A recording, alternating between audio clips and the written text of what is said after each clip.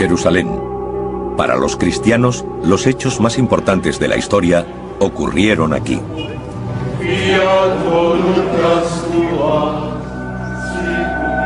La Biblia dice que esta es la ciudad donde vivió Jesús sus últimos días y donde fue crucificado. Lo que ocurrió aquí cambió el mundo.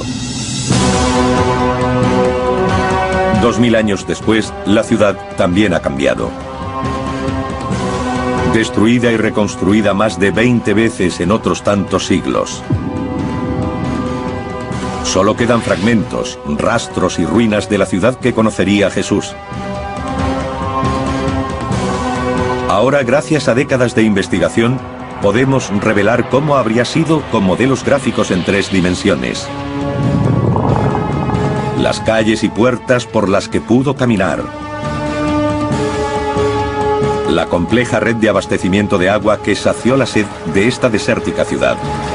Las piscinas donde, según algunos, Jesús hizo milagros.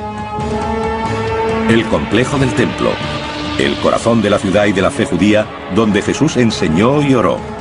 Una extraordinaria obra de ingeniería arrasada casi al mismo tiempo que se terminó.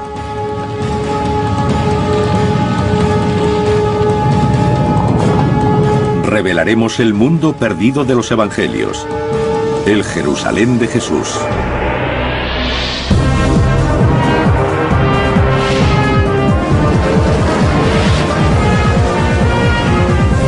Mundos perdidos, el Jerusalén de Jesús.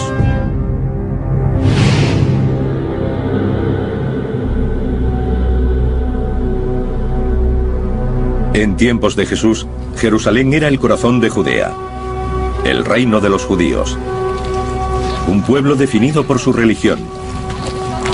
Para ellos, era el lugar más importante del mundo.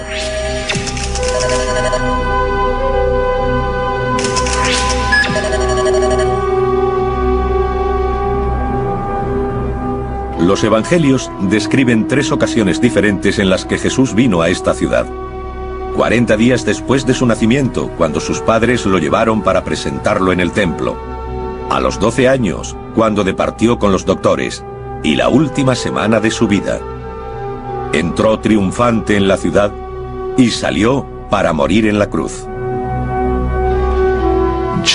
En el siglo I, Jerusalén era el centro del mundo judaico. Había un fuerte contraste entre el lugar de donde provenía y el Jerusalén al que llega. Su hogar era Nazaret, un pequeño pueblo a 120 kilómetros al norte.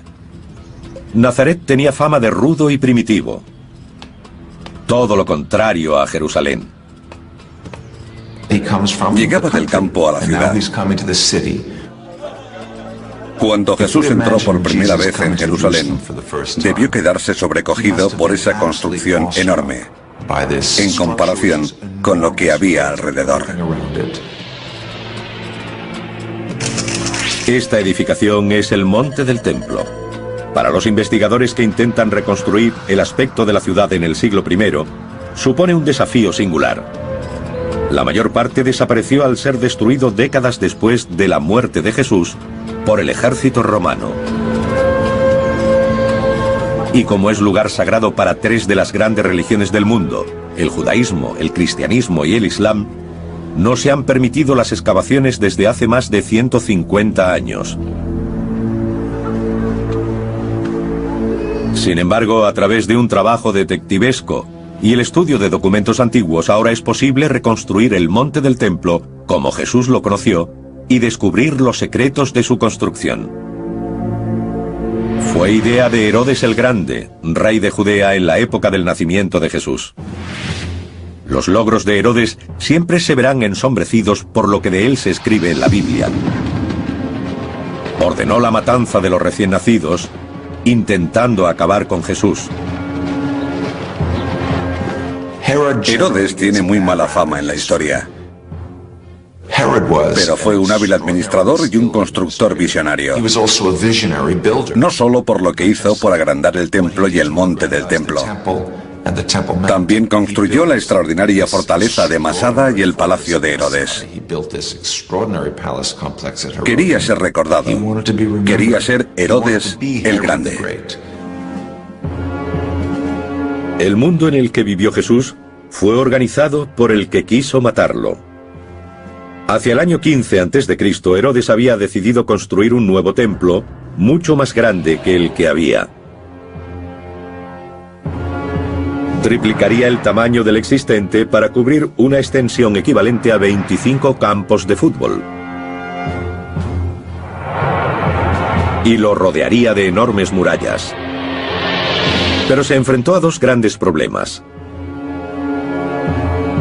Primeramente, para el pensamiento judío solo había una localización posible para el templo. Habría que demoler la construcción existente y los sacerdotes no confiaban en él, no creían que pudiera terminar su obra. Para demostrar sus buenas intenciones, mandó extraer toda la piedra necesaria para el nuevo edificio antes de comenzar las obras. 1.000.000 de toneladas. De todos los rincones de la ciudad. Tardaron 8 años. El mayor desafío era que la cima del monte del templo terminaba en pico, no en meseta. Y era demasiado pequeña para los planes de Herodes.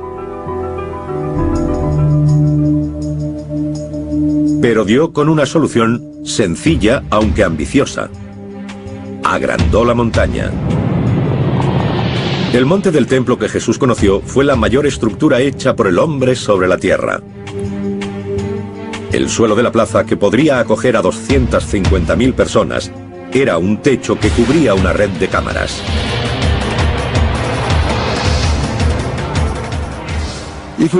En el monte del templo actual vemos una gran zona lisa nivelada, pero está construida artificialmente.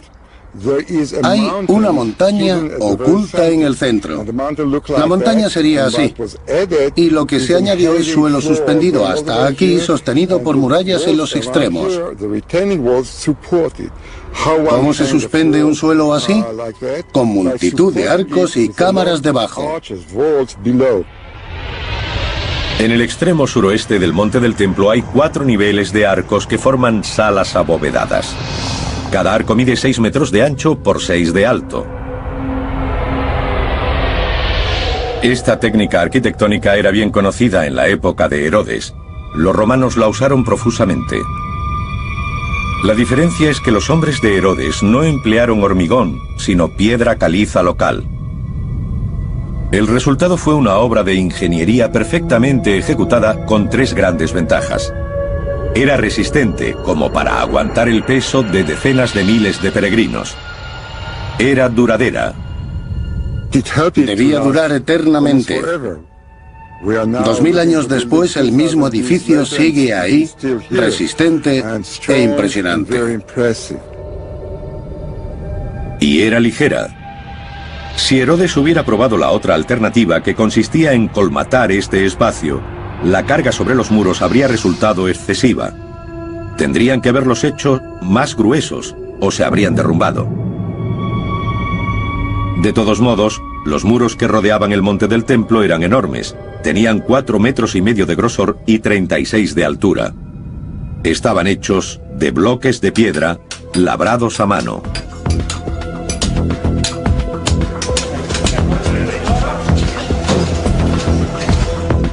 El monte del templo tiene 1,5 kilómetros de circunferencia. Una capa de piedras, si solo tuviese una hilera, tendría de 800 a 1000 unidades. De media, cada una de esas piedras pesaría unos 4.500 kilos, aproximadamente el peso de un elefante adulto. Algunas eran mucho mayores.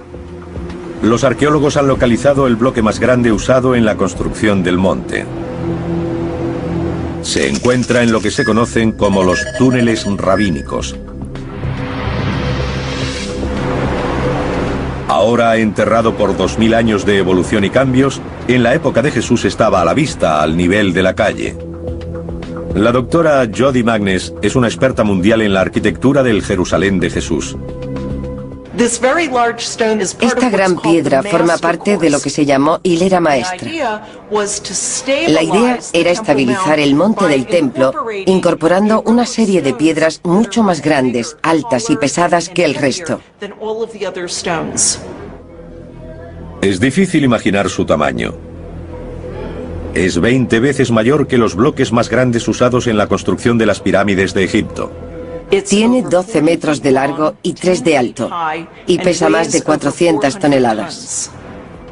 Jesús o cualquier otro visitante de Jerusalén se encontraría ante una edificación de gran escala. Y los constructores de Herodes la abordaron con gran ingenio y destreza. Cada hilera de piedras está ligeramente retrasada, ligeramente compensada con la de abajo. Es toda estabilidad a las partes más bajas de los muros, necesaria para llevar el peso arriba. Y eso crea, o debería decir, corrige una ilusión óptica. Si las piedras se hubieran dispuesto exactamente unas encima de otras, la construcción es tan monumental que habría parecido inclinarse hacia el exterior. Esto hace que parezca que el muro es recto. Los canteros fueron tan hábiles que el espacio entre las piedras es casi nulo. Shimon Gibson nos demuestra su pericia. Encajaron las piezas perfectamente. Los canteros fueron tan exactos que si pongo un billete de $50 aquí consigo que no se caiga. Pero solo eso, porque no entra. Esta parte del muro ha permanecido intacta 2000 años, pero los constructores confiaron en el conocimiento del trabajo, no en la argamasa, para mantener unidos los bloques. 18.000 personas trabajaron para levantar estos muros. La tarea comenzó 15 años antes del nacimiento de Cristo y se prolongó durante 80 más.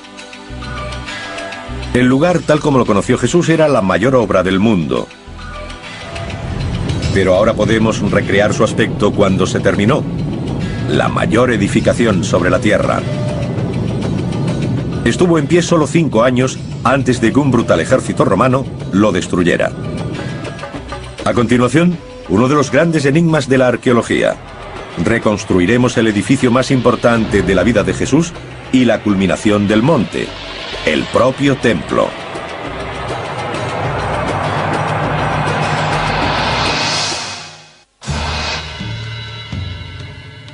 Según el Evangelio de San Marcos, Jesús señaló hacia el monte del templo de Jerusalén y dijo: ¿Veis estos grandes edificios?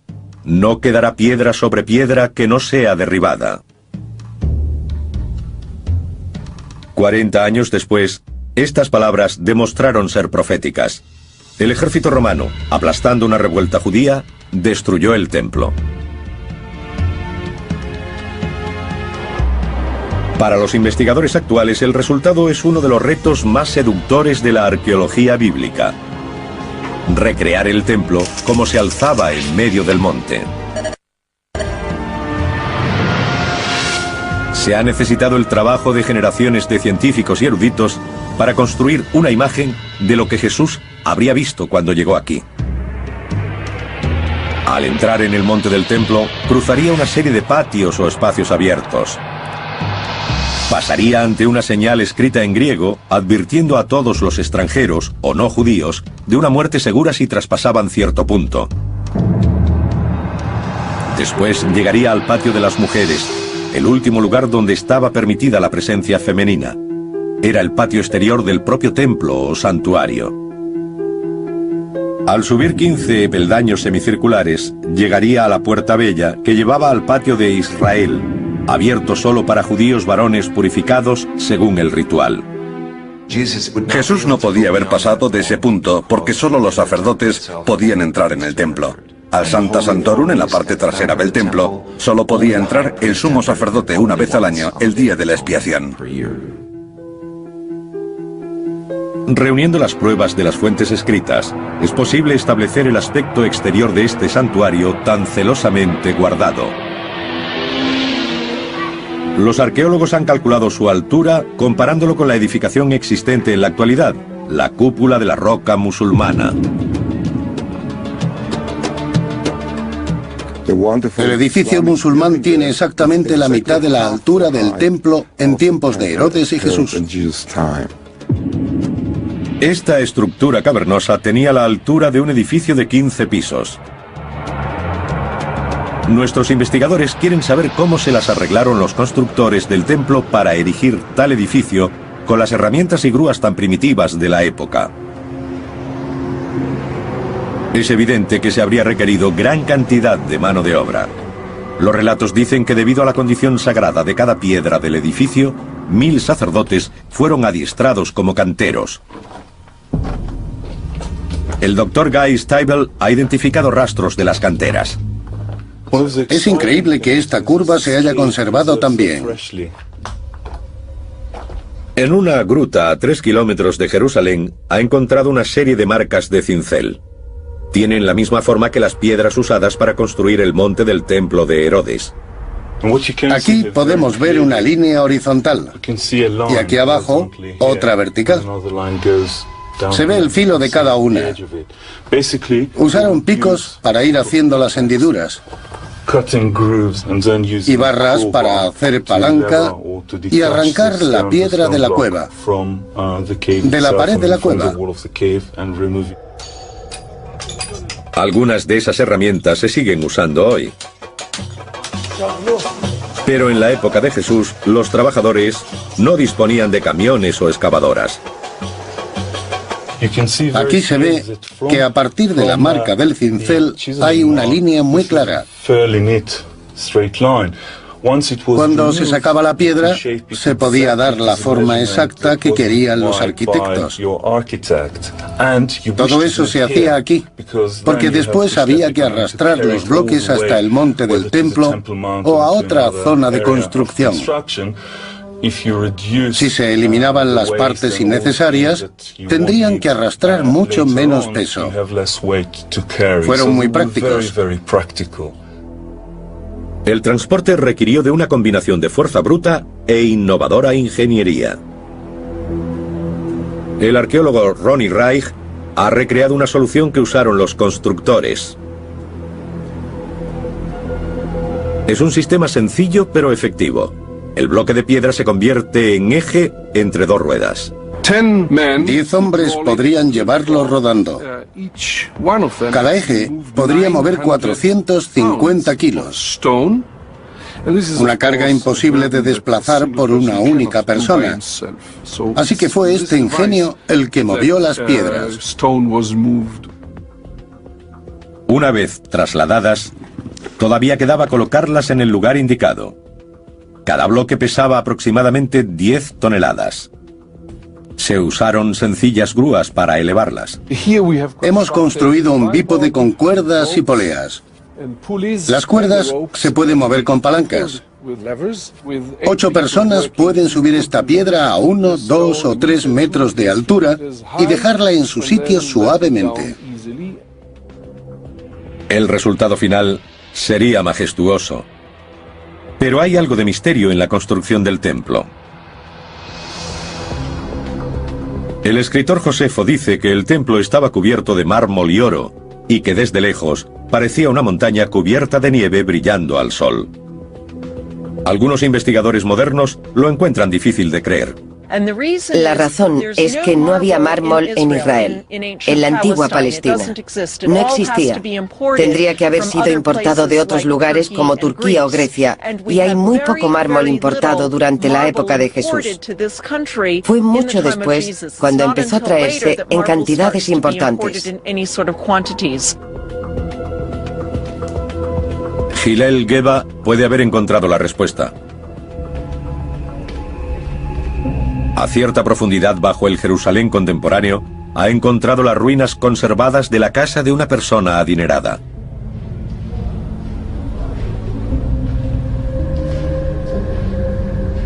Los muros y techos están cubiertos de complejos dibujos. Y estos muestran que los constructores de Jerusalén trabajaron el yeso creando la ilusión de que era piedra. Este muro ha sido tallado para imitar los bloques que conformaron los muros del monte del templo. Esta es una imitación en escayola de la construcción de grandes bloques. Cada bloque tenía un marco. Está en blanco, sin decoración, pero hay otros ejemplos que la tienen. Parece posible que en la fachada del santuario se usara una ingeniosa técnica. En mi opinión, cuando nuestras fuentes describen el templo con mármol o cubierto de mármol, lo que realmente quieren decir es que el edificio estaba hecho de una brillante piedra blanca, o quizá de piedra cubierta de estuco brillante. Ahora podemos mostrar el templo como habría sido cuando vivió Jesús. El punto central de la ciudad, blanco y oro, con columnas de humo elevándose desde los altares de los sacrificios. El edificio fue un imán para creyentes de todo el Oriente Próximo. Cuando Jesús llegó a Jerusalén para su última Pascua, pudo haber más de 200.000 visitantes. Jerusalén tenía que acogerlos. Mientras los peregrinos se ocupaban de sus asuntos espirituales, la vida diaria de esta desértica ciudad estaba dictada por algo mucho más básico: la necesidad de agua.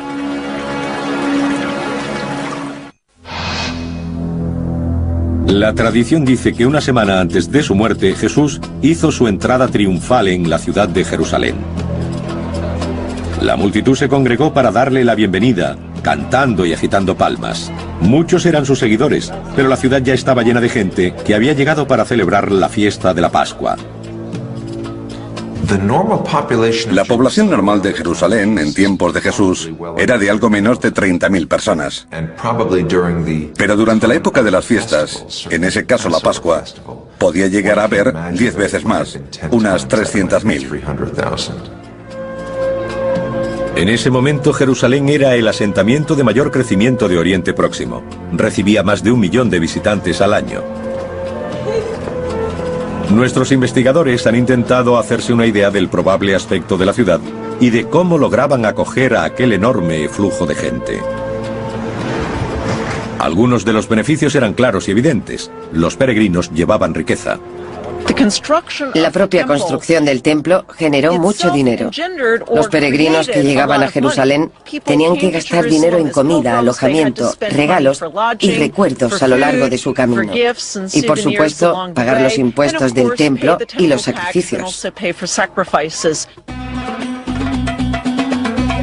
Décadas de excavaciones en el muro occidental del templo han descubierto los restos de una calle de 9 metros de ancha y 900 de larga, que funcionaba como un centro comercial.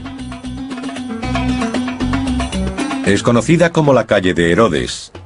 Jesús habría caminado por aquí. Esta es la calle principal de Jerusalén. Hay que imaginarse el gran número de personas que venían aquí para comprar y vender en los muchos puestos callejeros. Todos eran peregrinos. Era el corazón de Jerusalén. Algunos arqueólogos llaman a este lugar Wall Street, reconociéndolo como el corazón económico de la ciudad. También han reunido pruebas de la relación entre esos intereses comerciales y la vida espiritual del templo. El examen de la muralla en el extremo meridional de la calle revela los restos de un arco. Es conocido como el Arco de Robinson. Con más de 15 metros de altura y una envergadura de al menos 12, sirvió como una de las principales entradas al complejo. Y en su base, situados contra los muros del monte del templo, habría puestos que venderían productos a los peregrinos. La zona que desembocaba en las grandes escaleras era conocida como el Arco de Robinson. Debió florecer con el comercio, porque la gente que se dirigía al templo era asaltada por vendedores que les ofrecían sus mercancías. Jesús debió encontrarse con una escena así cuando entró en el templo. Furioso por lo que vio, se enfrentó por primera vez a las autoridades. Se dice que se abrió camino hasta una zona llamada el Patio de los Gentiles. Como todos los judíos varones, tuvo que pagar el impuesto de 2 siclos. La moneda especial necesaria solo se podía comprar a los cambistas del complejo del templo. Tenían fama de corruptos. El cambio de moneda debía ser una actividad fraudulenta. Los cambistas se aprovechaban de la gente inocente de los pueblos que no estaba acostumbrada a la vida en la ciudad. Jesús debió ver cómo estafaban a aquella gente y eso le enfureció. Esta es la única ocasión en los evangelios en la que Jesús muestra ira. Para Jesús se habían rebasado los límites del templo y quiso echarlos. Tiró las mesas, destrozó los puestos y les dijo: ¿qué estáis haciendo? Habéis convertido la casa de mi padre en una cueva de ladrones.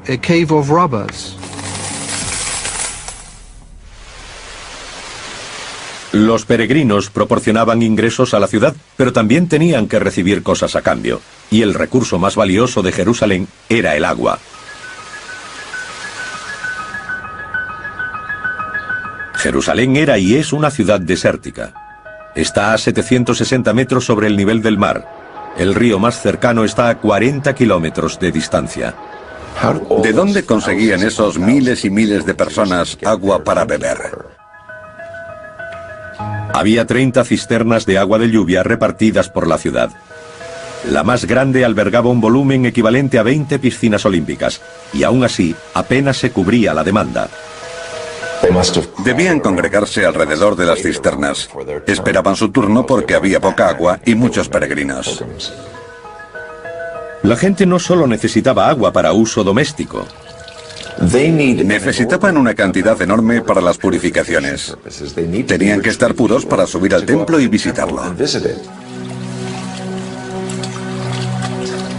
Como parte de sus prácticas religiosas diarias y especialmente antes de ir al templo, todos los judíos debían lavarse en lo que se llamaba agua viva.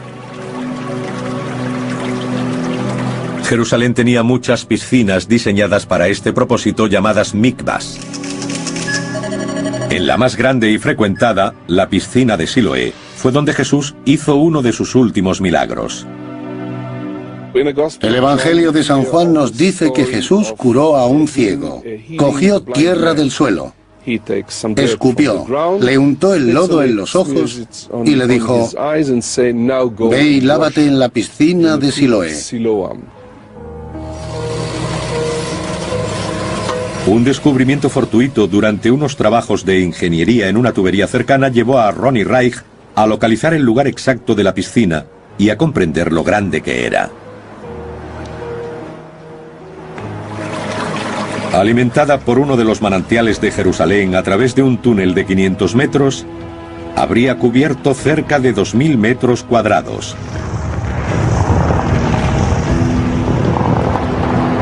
Si Jesús curó a un ciego en esta piscina, la historia de este milagro pudo ser conocida por millares de personas y se extendería por toda la ciudad. Fue un desafío público a las autoridades de Jerusalén. A continuación veremos los lugares en los que habría ocurrido el enfrentamiento final.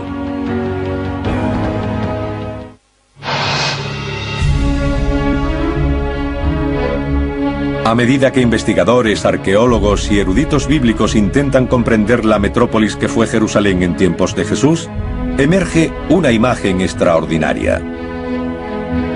Esta es una ciudad desértica obsesionada con el agua, donde los asuntos espirituales rigen todos los aspectos de la vida diaria, donde la ingeniería práctica e innovadora se da la mano con el misticismo, donde en las festividades religiosas la multitud se congrega en puntos claves de la ciudad. Shimon Gibson ha formado parte del equipo que intenta desentrañar y recrear el lugar más intrigante, la piscina de Betesda. Situada al norte del templo, fue el lugar donde, según el Evangelio de San Juan, Jesús le dijo a un paralítico: levántate y anda. Los arqueólogos han excavado hasta los 12 metros de profundidad a través de 2000 años de escombros, para desenterrar el lugar tal como debió verlo Jesús. Lo más fascinante es que incluso antes de que él llegara aquí, se decía que esta piscina tenía poderes curativos. Cuando Jesús llegó a la piscina de Betesda, había una cola de ancianos, tullidos y ciegos. Todos esperaban su turno para entrar. El hombre al que curó Jesús llevaba mucho esperando la oportunidad de bañarse en sus aguas. Y lo que ha descubierto Shimon Gibson encaja en la historia. Los escalones de la época de Jesús están muy bien conservados. Como pueden ver, hay una serie de escalones con un descansillo entre cada tramo. Esos rellanos encajan bien con la historia del Evangelio de San Juan, que dice que los enfermos se metían en la piscina y Jesús hacía los milagros. Los enfermos eran llevados a descansar en los rellanos de los escalones y a bañarse en sus aguas, porque hacían burbujas y se volvían rojas como sangre. Shimon Gibson investiga el sistema oculto de túneles y pozos que regularon el paso del agua a la piscina de Betesda.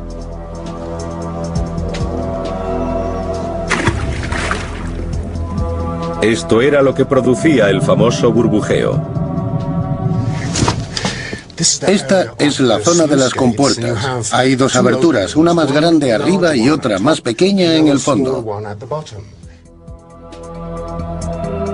Las compuertas controlaban de manera precisa la profundidad del agua de la piscina.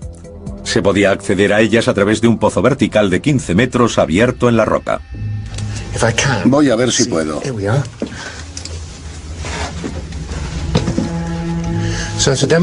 Estoy subiendo por aquí para demostrar cómo lo hizo la gente de aquella época.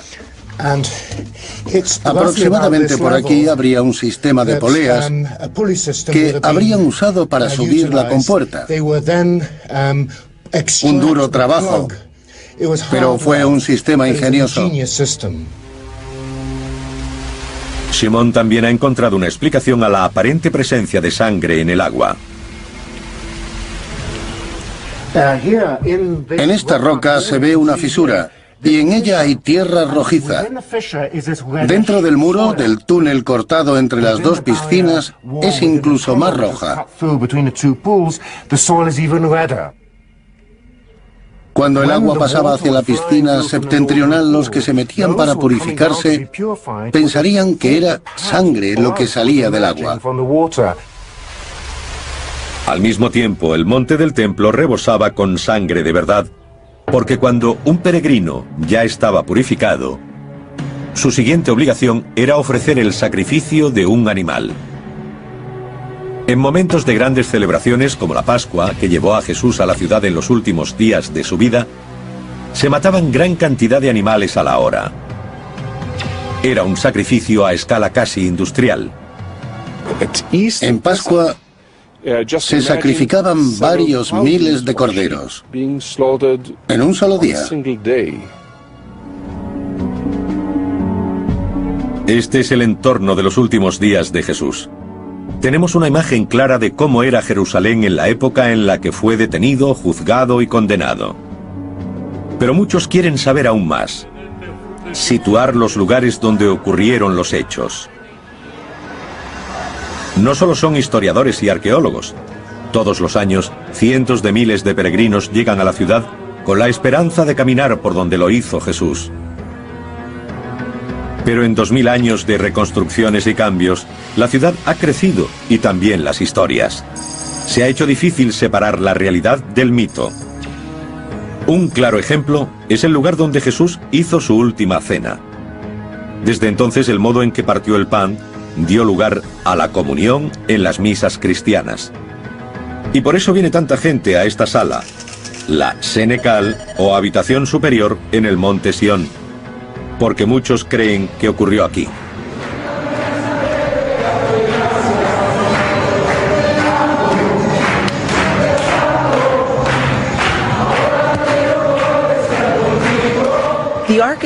La arquitectura de la habitación, que hoy es identificada como la de la Última Cena, es muy posterior a la época de Jesús. Los arcos o las bóvedas de crucería de la sala son de estilo medieval. Es una arquitectura que no llegaría hasta 1000 años después del tiempo de Jesús. Estos techos abovedados pertenecen al siglo XII, cuando los ejércitos cruzados europeos luchaban con las fuerzas musulmanas por el control de Tierra Santa. No tenemos pruebas arqueológicas de que la última cena se celebrara en esta sala, ni siquiera en la zona donde está situada. Es la tradición que ha identificado el lugar como escenario de la última cena. En este lugar se alzó una de las primeras iglesias cristianas, pero también hay una mezquita y acoge otros edificios. Es posible que la última cena se celebrara en una casa particular de Jerusalén. Habría tenido un aspecto completamente diferente del de la iglesia. Habría sido en una casa normal. El techo habría tenido sencillas vigas de madera y no habría arcos y bóvedas como las que vemos hoy.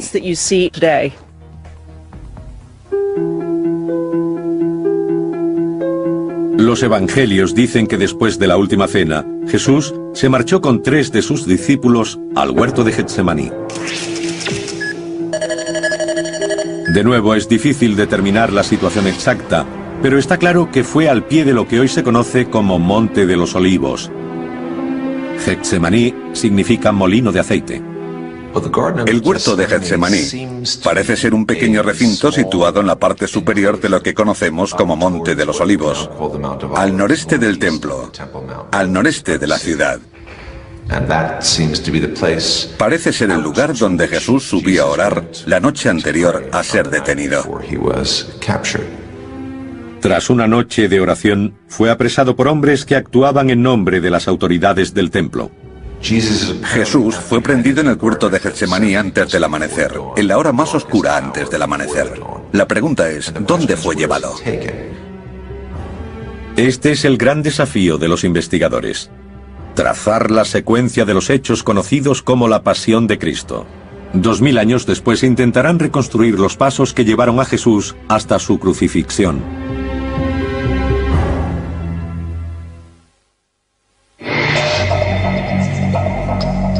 Los evangelios coinciden en que después de su prendimiento Jesús fue llevado a la residencia de Poncio Pilato, el gobernador romano de Judea. Esto tiene sentido histórico. El Imperio Romano ejercía un férreo control sobre la ciudad. Una gran decisión política, como la ejecución de un aparente rebelde o un revolucionario como Jesús, debía ser tomada por un representante de Roma. De nuevo, la tradición vuelve a ir unida a un lugar concreto. En este caso, a donde Jesús fue azotado, sometido a escarnio y sentenciado. Generaciones de peregrinos han creído que ocurrió en la Fortaleza Antonia. Era el cuartel general de la guarnición romana destacada en Jerusalén. Ahora queda poco de ella, pero los investigadores han logrado reconstruirla a partir de textos antiguos. Situada en la esquina nordeste del templo, era una construcción con forma de bloque con 4 enormes torres, cada una de 15 metros de altura. La fuerte dominación romana hizo que la fortaleza Antonia quedara asociada a Pilato y al juicio de Jesús. Hoy apenas queda nada. Buscando pruebas, Jody Magnes se dirige a una zona pavimentada identificada como el Litostratos, supuestamente unida a la fortaleza y al lugar donde Jesús fue coronado de espinas. El Litostratos es mencionado en los evangelios como el lugar donde Jesús fue sentenciado a muerte por Poncio Pilato.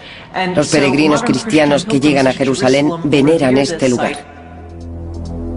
El problema es que la ciencia no respalda esta versión de la historia tradicional.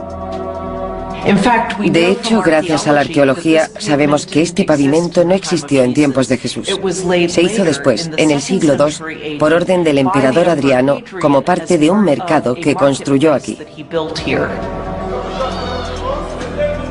Durante siglos, los peregrinos han recorrido un camino que comienza en la fortaleza Antonia, por el que Jesús debió llevar la cruz. Es la llamada Vía Dolorosa. Por tradición hemos adoptado 14 estaciones en las que la gente se detiene para recordar lo que sufrió Jesús.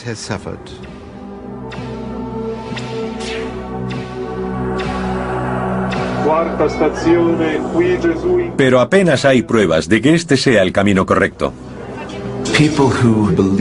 Puede que la gente esté equivocada al querer seguir los pasos de Jesús en el punto y lugar donde se enfrentó a Poncio Pilato, donde los soldados lo tuvieron en cautividad y donde le clavaron la corona de espinas.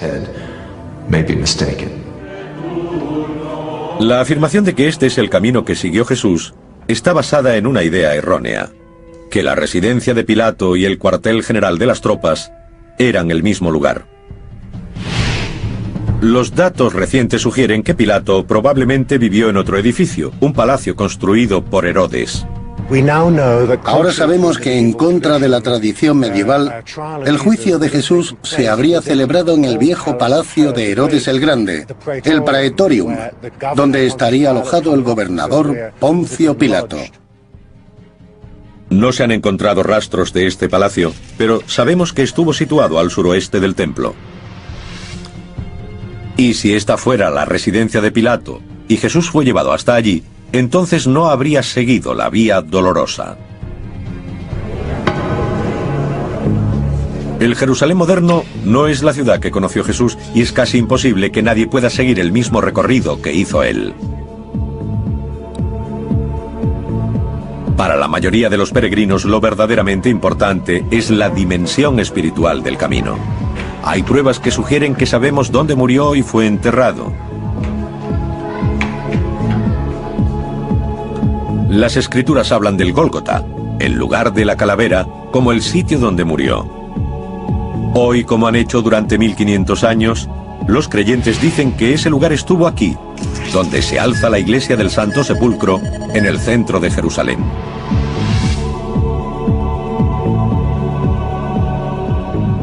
Se cree que este lugar fue convertido en iglesia 300 años después de la muerte de Jesús.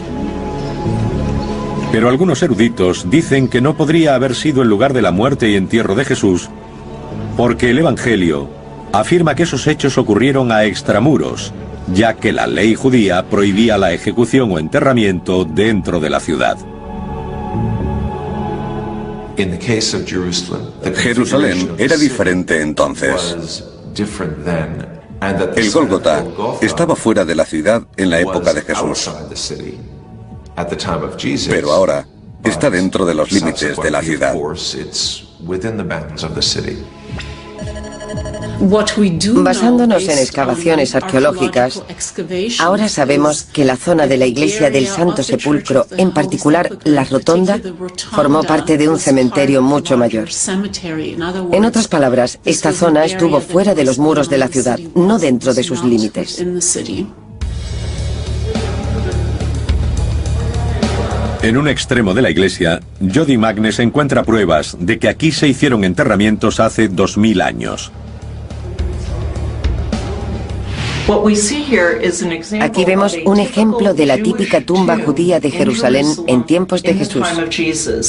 Estas tumbas eran huecos tallados en la roca, nichos hechos en las paredes de las cámaras funerarias. Todo encaja. El peso de la evidencia sugiere que este sí podría haber sido el lugar de enterramiento.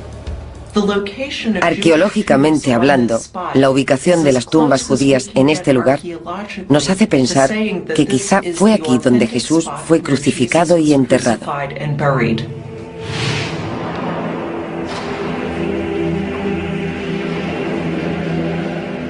Jerusalén es una ciudad extraordinaria y podemos recrear una detallada imagen de cómo fue hace 2000 años. Hemos sido capaces de reconstruir el siglo I de Jerusalén física y espiritualmente. Algunos restos hemos tenido que excavarlos porque estaban ocultos bajo el suelo, pero otros siguen ahí, formando parte importante de la ciudad de Jerusalén.